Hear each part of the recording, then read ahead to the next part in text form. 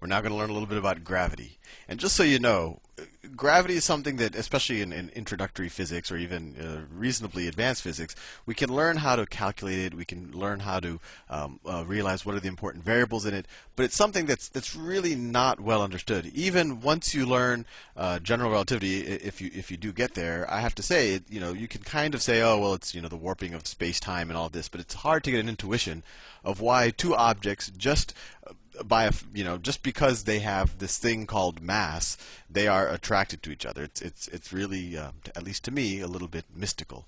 But with that said, let's learn to deal with gravity, and we'll do that learning Newton's law of gravity, and this works for most purposes.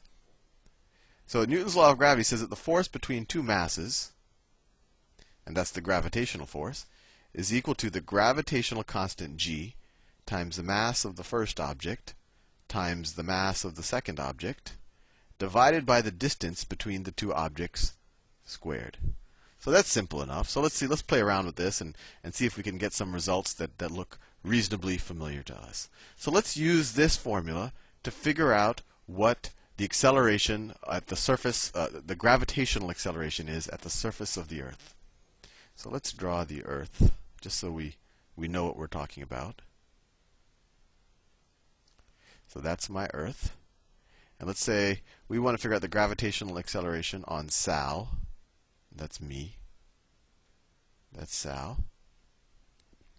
And so how do we apply this equation to figure out how much I am accelerating down towards the center of Earth, or the Earth's center of mass? So let's say the force is equal to, so what's this big G thing?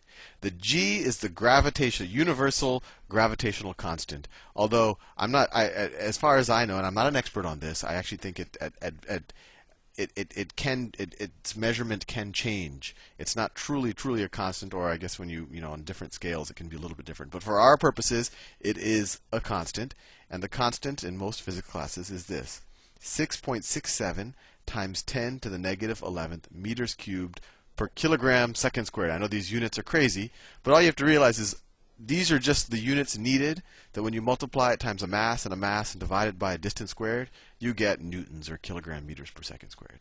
So we won't worry so much about the units right now. Just realize that you're going to have to work with meters and kilograms and seconds. So let's just write that number down. So I'll change colors to keep it interesting. 6.67 times 10 to the negative 11. And we want to know the acceleration on Sal. So it would be, so m1 is the mass of Sal. And I don't feel like revealing my mass in this video, so I'll just leave it as a variable. And then what's the mass 2? It's the mass of Earth. And I wrote that here. I looked it up on Wikipedia. This is the mass of Earth. So I'll multiply it times the mass of Earth times 5.97 times 10 to the 24th kilograms. Weighs a little bit, not weighs, is a little bit more massive than Sal. Divided by the distance squared. Now you might say, oh, well, what's the distance between someone standing on the Earth and the Earth? Well, it's 0 because they're touching the Earth. But it's important to realize that the distance between the two objects, especially when we're talking about the universal law of gravitation, is the distance between their center of masses. For all general purposes, my center of mass, maybe it's like 3 feet above the ground, because I'm not that tall. It's probably a little bit lower than that, actually. But anyway, my center of mass might be 3 feet above the ground. And where's Earth's center of mass? What's at the center of Earth? So we have to know the radius of Earth. Right? So the radius of Earth is, I've also looked it up on Wikipedia, 6,371 kilometers. So how many meters is that? So it's 6 million meters, right? And then, the extra meter to get to my center of mass we could ignore from now, because it'd be 001. So we'll ignore that for now. So it's 6, and I'll write in scientific notation since everything else is in scientific notation. 6.371 times 10 to the 6th meters, right? 6,000 kilometers is 6 million meters. So let's write that down. So the distance is going to be 6.37 times 10 to the 6th meters. And we got to square that. Remember, it's a distance squared. So let's see if we can simplify this a little bit. Let's just multiply those top numbers first. So the force is equal to, let's bring the variable out, mass of Sal, times, let's do this top part. So we have 6.67 times 5.97 times 5.97 is equal to 39.82. 39.82. And I just multiplied this times this, and I have to multiply the tens. So 10 to the negative 11th times 10 to the negative 24th. We can just add the exponents because it's the same base. So what's 24 minus 11? It's 10 to the 13th, right? And then what does the denominator look like? It's going to be the 6.37 squared times 10 to the 6th squared. Well, 10 to the, so it's going to be, whatever this is going to be like 37 or something, times, what's 10 to the 6th squared? It's 10 to the 12th, right? 10 to the 12th. So let's figure out what 6.37 squared is. This little calculator I have doesn't have squared, so I have to 6.37. So it's 40.58. 40.58. And so simplifying it, that's the force is equal to the mass of Sal times, let's divide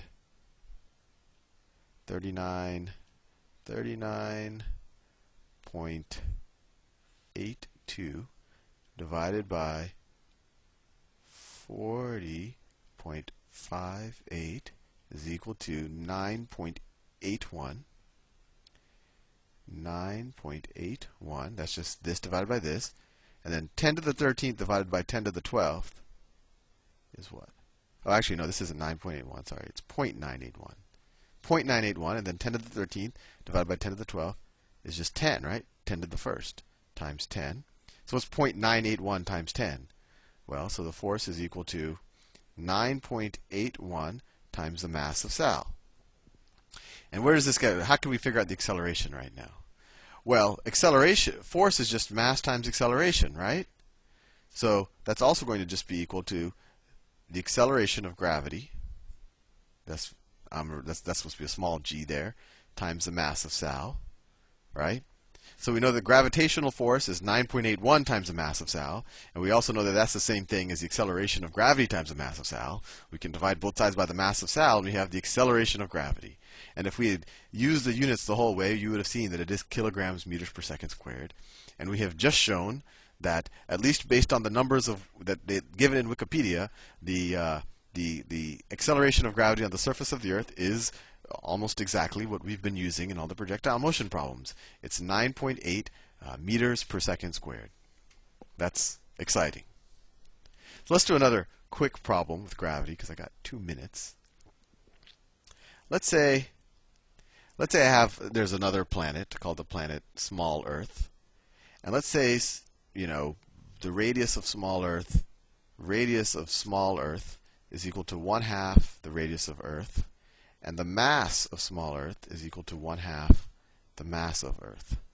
So what's the pull of gravity on any object, say the same object, on this? How much smaller would it be on this planet? Well, actually, let me save that to the next video because I hate being rushed. So I'll see you soon.